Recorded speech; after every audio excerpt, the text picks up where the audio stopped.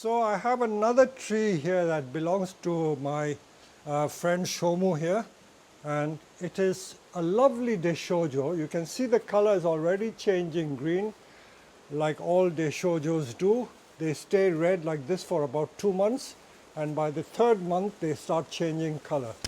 But this is not the point of this exercise. As you can see, this tree is so dense that you can't see the shape of this tree. And as I've always emphasized, maples are meant to be delicate trees. And if they're not delicate, they cease to look elegant. Also, this tree is leaning too much. Simply by propping the tree up, it will look different. Let me just put a little pot underneath to show you what I mean. The angle of planting should be more like this. Straight away you will see that it makes a lot of difference simply putting it like this, the planting angle. So when I repot this tree, I'm going to repot it, but I'm not going to cut the roots. I'm just going to put it temporarily in its pot till we repot next year. So let us analyze this tree. Whenever I get a situation like this, all I do is I will bear in mind the conical shape that there is and proceed to very gently trim it so that I get space between the branches. There are 1 or 2 branches which are troubling me. Okay, I won't look at the back first. I'm just exploring it to see what is going on there.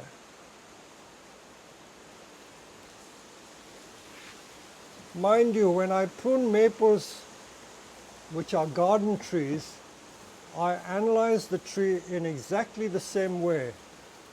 Look at it to see for crossing branches and create tiers or layers between successive branches. So there's no sleight of hand. I will just prune away and you will see the difference. If you take a little bit at a time, anything growing upwards I take out because I want the branches to grow flat to form the pad.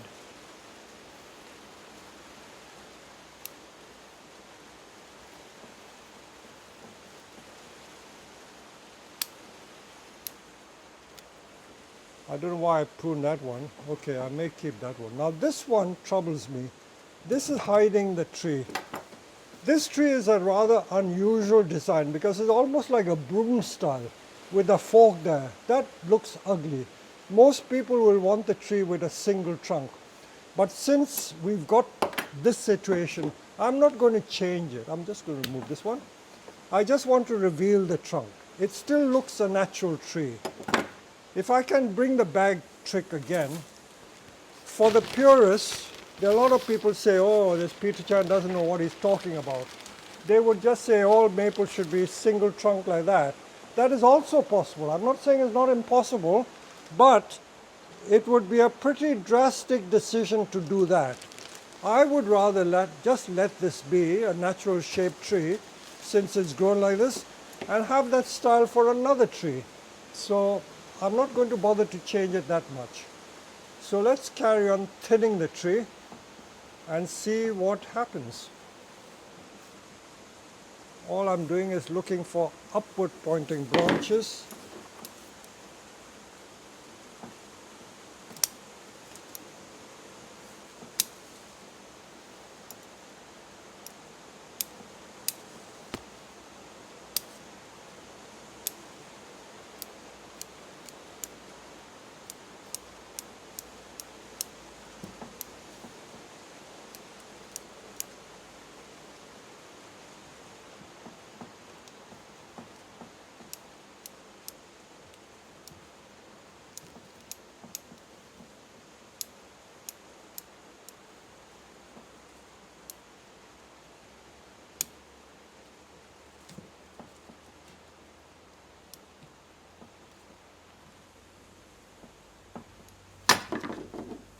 There's a pretty thick branch shooting upwards.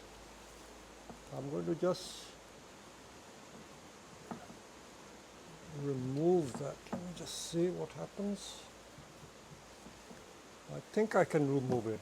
I'll remove it and I'll show you what I'm taking out. I'm taking that much out.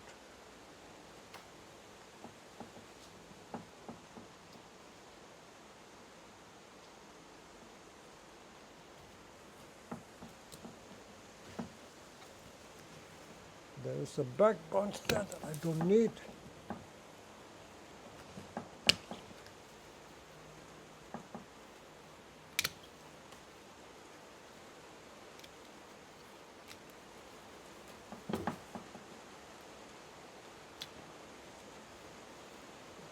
Don't ask me how I know what to cut. You get a feel for it. The more you practice, the more confident you will get on how to deal with these trees. You can already see I've thinned that pad quite a bit. That thin, elegant look is beginning to appear. So I will continue doing it step by step.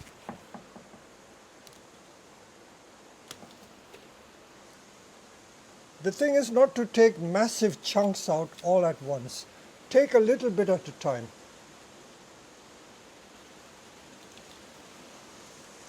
Pardon the rain that you can hear. We've had so much rain that there's more rain falling. So if you hear the pitter-patter in the greenhouse, that is what is happening. It's the rain which is falling.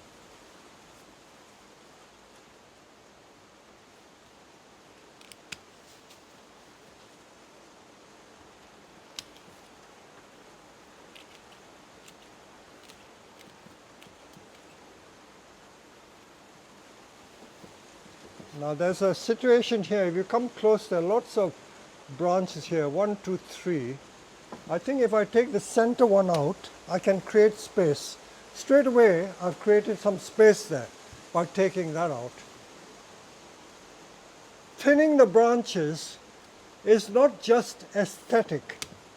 It has a benefit horticulturally, because if you don't let light in, and there are too many branches and twigs, the insides will gradually die. So you're doing the tree a favor by thinning it a little bit. So in nature, if you left a tree like this to its own devices, you will get dieback. That's without question, you'll get a bit of dieback.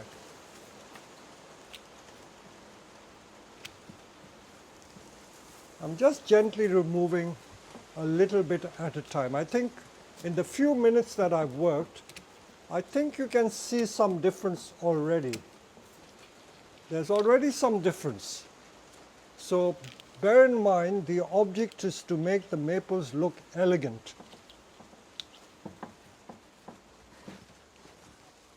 And as you all know, I love working on maples. Maples is my favorite species. Although we grow other trees, my forte is really maples.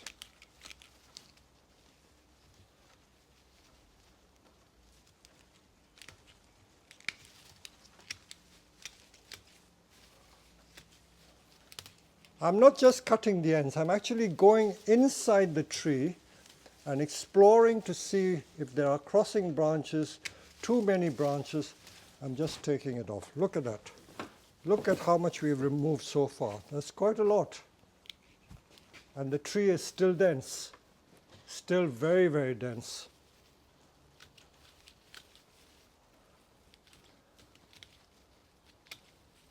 So I have a lot of hairdresser friends, those of you who are watching. I have several hairdresser friends in the UK. Some of them have even trimmed my hair. You'll know who I'm talking about. I won't mention his name. And they all tell me that what I do with bonsai is what they do, precisely what they do when they trim hair. I'm actually what is called layering the layers, creating layers. I'm not just hacking the ends, I'm actually going in and layering it. And those of you who do ladies' hairstyles will know precisely what I mean. Because this, I was told, is how they deal with their hairdressing. You see, I can now see through the tree. I can see through the tree. And I'm still keeping this very informal forked style of maple. Very unusual style, but I would call it a natural style. I don't know why people are always obsessed by conventional styles. If you keep sticking to convention, you never create anything new. And if I'm not mistaken, this is what all art should be. It's no good copying other people. I know there's a place and time for copying, because that's how you learn. But if you just keep copying, it's not such fun. I'm not saying it's wrong, but it's not so much fun. And because most of us here, we're not in a competition with anyone. We're just enjoying what we're doing, creating beautiful things. And this is what all bonsai should be about. So straight away, look at the difference to that tree. And look at that, I've pruned more than half of it off.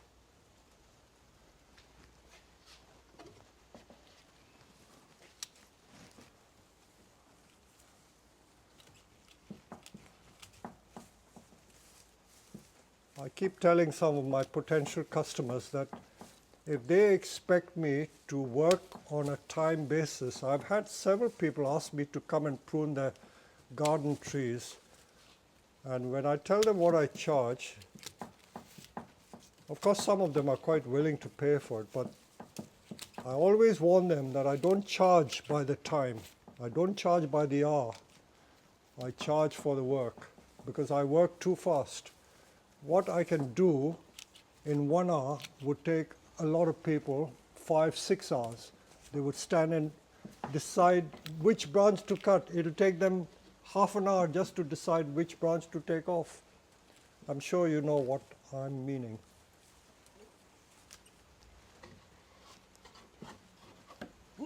So here we are.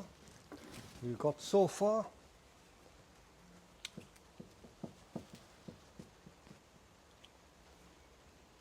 Looking from the inside and up into the tree also helps to determine what you need to take off. Just look at that shape. It's absolutely incredible. And there you are.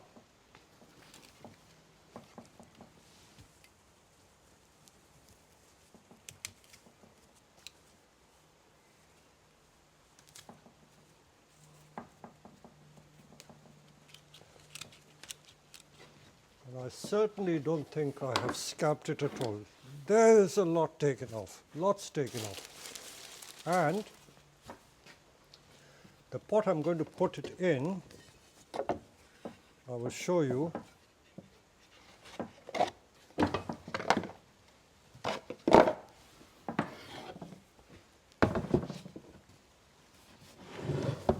Again, I'm using a mica pot, but because it's not the right time of year to tease the roots and cut the roots, I'm just going to put it in that mica pot with very light compost and let it grow for the rest of the year.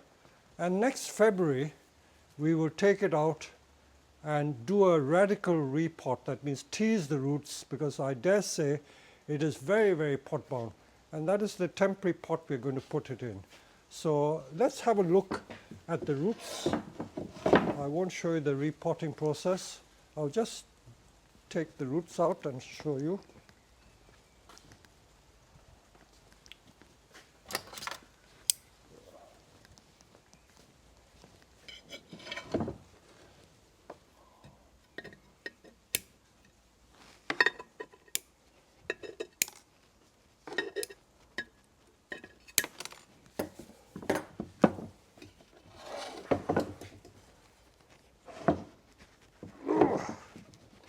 God, it is pot bound, very pot bound.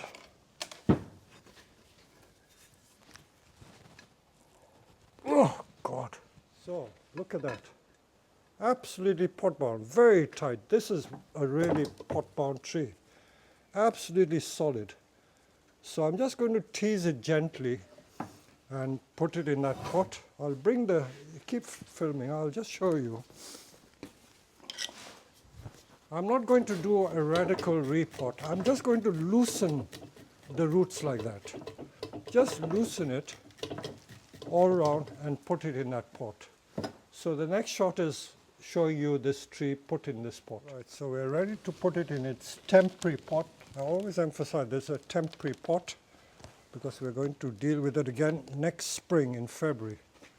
And I'm getting it in the correct angle so that it will be growing in this angle for the rest of the year, because if you grow it at the correct angle, the leaves and all will face in the right way. This wire is gently put. I'm not bothered about making it look like an exhibition tree. This is just prevent the tree to come out, falling out. Next year when we do the proper repot, it will be done quite differently. So I'm just going to fill soil.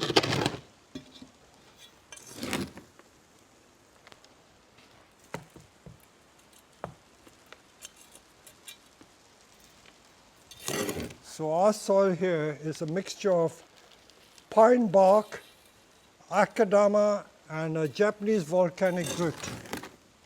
1/3 of each. You can use, for large trees like this, you can use a lot of akadama, provided it is the small grain.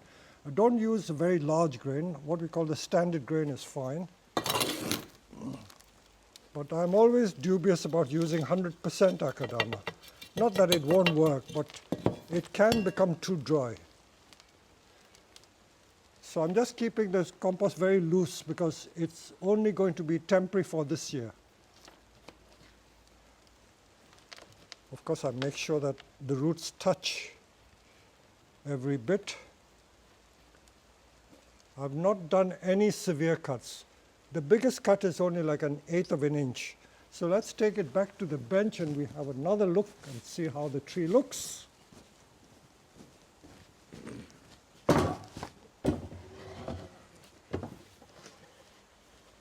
So if we take a screenshot of the before and after, you will admit that there is quite a significant difference. And look at all the foliage we have taken out. All that was taken out from that tree. I reckon we have taken out more than 50% of foliage, maybe about 60% of foliage. So this is that nice, airy look that we are aiming to create. Just for good measure, there are 1 or 2 cuts that I did. I'm just going to clean them up, and I will put a bit of paste on it.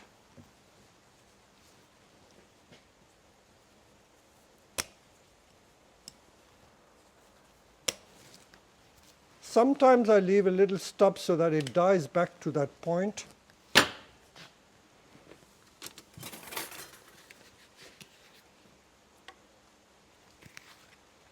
And with maples, I always seal.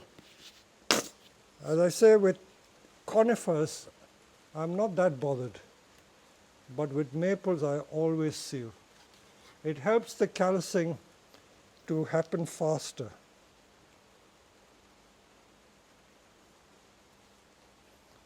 So there you go. This is the tree complete, and I don't think we've taken much time doing it, or at least I haven't taken much time doing it. So that's another job done. Like it, huh?